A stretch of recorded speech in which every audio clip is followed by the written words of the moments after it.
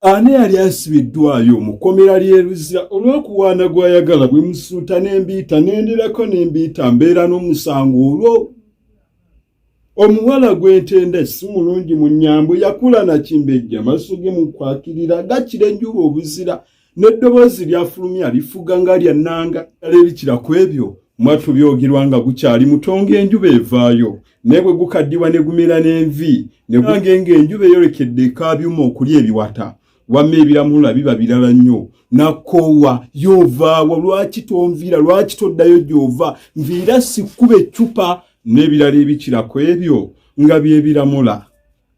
Nze Dokita Batindira Bamaga Kaddu Balige Yankoona tuli mu ndi mugezi waffe leero ataakutuusiddwako mwoyo gw'abaliddawo nonno nga ye Mugonge Muwanga Kivumbi Erasto. Weebale nnyo mukwano gwaffe Muwanga, weebale nnyo weebalire ddala, weebale kubeera na mwoyo gw'abaliddawo ate weebale kubeera ng'olwana naffe. Ddala oli mbagubagu, oli mperewedde era ddala oli musajja nasajja ng'omugo ogufa ensonzi n'obuyamba. Bamikwano nsimbye amasanga kuba ntegeddeko nti nakatajja n'olwekyo naawe eruuyi eyo kalira kayege wammatogero mu luya ndyoke nkole guno wamma ogulima okutuma omuli w'amayirungi ekasenge oba okusuza omubi ate n'omulungi ntegeeza okusindika asitamye oba okuzanya n'ayambadde ppeti. Ebikira ku ebyo wamma kanjira ate mbifumitamu enkinzo kuba engule y'abinda kyala kya mwenna mukimanyi nti kaba kabalangulo ku mutwe. Kukekera ng'omugenyi yalidde amaluma ajjira n'agamba nti omutwe nasaawa n'omugamba zinga mu ddiba ly'embuzi oteekaawo. Tuyina amanya gaffe n'olwekyo n'agamba mu kitundu ekyasooka n'ekyokubiri nti oba oli abo bajjajjaffe tebaayagala kwemenya nga boogera ebigambo ebitali byabwe nga boogera ebigambo ate eby'olunyaanyimbe n'olwekyo baabigandawaza ebimu ate baabifunira amannya mu lulimi lwaffe ate oluganda olunyuma okuzaama n'olwekyo kansomese. Tulina erinnya Bible feno tugiyita entakamiza.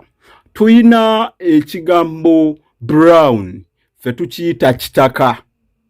Tuyina telephone gye muyita abamu essimu mu luganda tugiyita olukomo oba buli wendi nkufuna. Tuyina canvas kitegeeza mu luganda tukiyita lusejjera. Lodge no mu luganda fe tugiyita wummulira wano. Tuyina torch mu luganda tugiyita omumuli oba kimwerudde oba mwerula kulaba. Tuyina COVID-19 nonno tugiyita lumiima mahugwe. Tuyina maski mu luganda tugiyita mutangira oba obukookolo.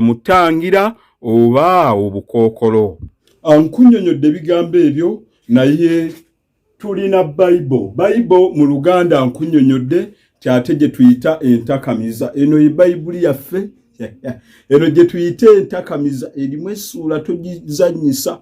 Byonna mu ebiri gye tuyita entakamiza mu lulimi lwaffe Oluganda. Tuyina brown kitegeeza kitaka. Omuntu owa brown kati nga ffe brown kye tuyinza okuyita kitaka ate mu lulimi lwaffe Oluganda.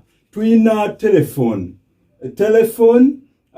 ekigambo kino essimu kiva mu kigambo simu oba mmwe kyemumanyi nga simu card n'olwekyo ate twakigandawaza mu lulimi olwaffe abamu ne bagiyita essimu. Essimu eno gy'olengera wano eno gye tugamba mu luganda tugiyita buli wendi nkufuna oba buli wooli nkufuna oba gye tuyita ate olukomo. Nnungi nnyo era yatwanguyiza buli kimu.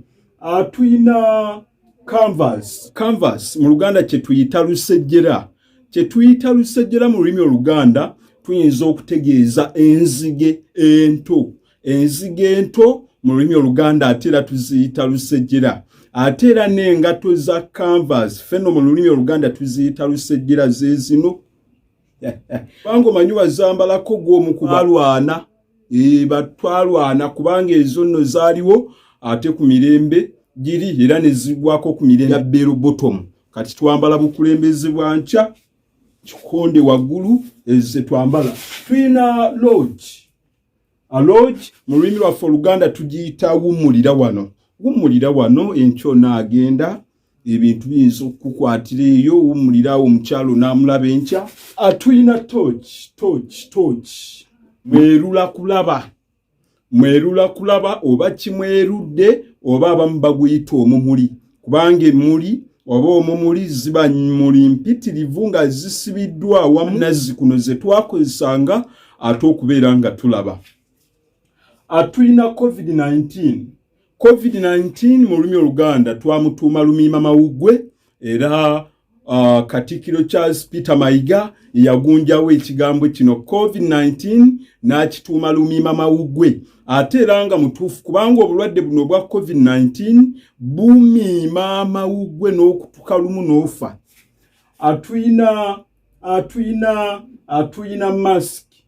mask abamu bagiyita mutangira mu lulimi Oluganda. Mask bakigandawaza ne bakituuma mutangira mumwa na nnyindo oba obuwuka okuyingira mu nnyindo n'omumwa, era mask efaanana bw'eti abatagimanyi efaanana bw'eti ebeera mutangira kubanga ogisaako. Abamu bagiyita obukookolo oba akakookolo. Kwano naawe beera n'omwoyo ogulumirirwa. Abato b'enkya abagenda okusomeranga ku TV, abagenda okusomeranga ku simu, ate abagenda okusomera ku bintu oba radio. N'olwekyo beera n'omwoyo ogulumirirwa bw'obanga wakuzibwa mu maka amagunjufu. Kkiriza tulwane FMB ate okubeera nga tuzza ebintu bino abaana b'enkya babeere nga babimanya. Bw'obanga omanyi olina omwoyo ogulumirirwa, nkuwa ennamba yaffe eya 07732761 ate 27. Omukyala Kathe ate nankabirwa nkuweereza akanyomero kano, ate ne mukwano gwange Kibirige Amos Ddungu naawe obufu bwe bumu. Nno kaakano okusaba bw'olibanga weetuuse ombuulirangako ensonga n'enginogera eddagala ne tugigonjoola. Onkuba tuusoleka ggwe, naye jjukira endagaano yaffe etali mu buwandiike, mu mutima mwetudde. Tusabe Lugaba abeere ng'agikuuma, tusabe Lugaba atuteeremu obwangu.